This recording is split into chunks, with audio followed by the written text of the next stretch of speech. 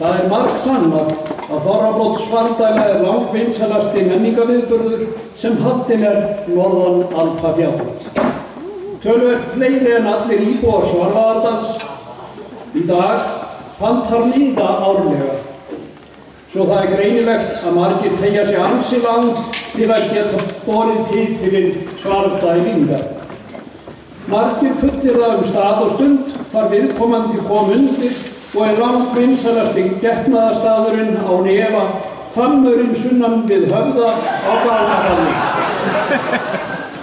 Þó svo að þeir séu fæddir í október eða nóvember.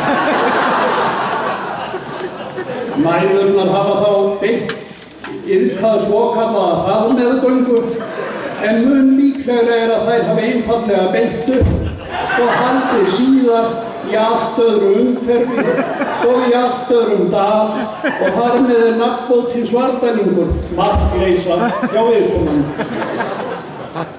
Verunarar Höfðans sendu bréf til Dalvíkurbyggðar í haust og óskuðu eftir fjárstuðningi til að endurbyggja húsið því Höfðinn sé sveitarfélaginu mjög nauðsynlegur í sambandi við kynbætur á svardælsku mannkyni og hefur komið í veg fyrir stórkostlega úrkynjun hér í dal í áratugi.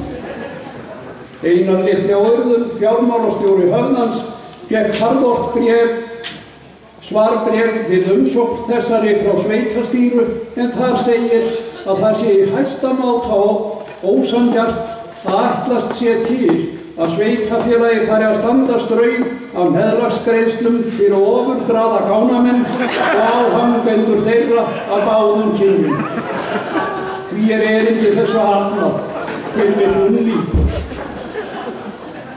Kristján á Tjörn vék af fundi undir þessum lið, taldi sig vanhæfan með öllu vegna góðra minningar á Höfðanum frá því gamla daga. En Hjörtur frá Bakka reiddist mjög þessum niðurstöðum því að hann telur sig enn eiga eftir að koma sterkur inn sem kynbóðsmaður í Svarfaðardal.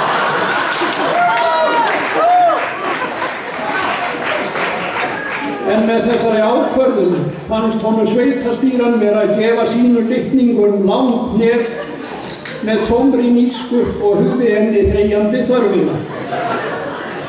Eins og púki á fjósbita beið hann eftir rétta tækifærinu til hefnda. Jólaleitið var hann að moka snjó af hafnabrautinni á stórvirku tæki. Við hús sveitarstýru þóttist hann missa stjórn á tækinu og braut gat á vegg hússins og var kominn langleiðina inn að rúmgafli sveitarstýru á augabragði. Sveitarstýra brást hins vegar snarlega við og með fádæma harðfylgi kom hún hirti og tækinu út og ræsti Júlla múrara út á sömu mínútunni til að fylla upp í gatið svo ekkert færi að leka. Svo frækileg þótti viðbrögð hennar að forseti Íslands afhenti henni riddaraflokk hinnar íslensku fálkárunu á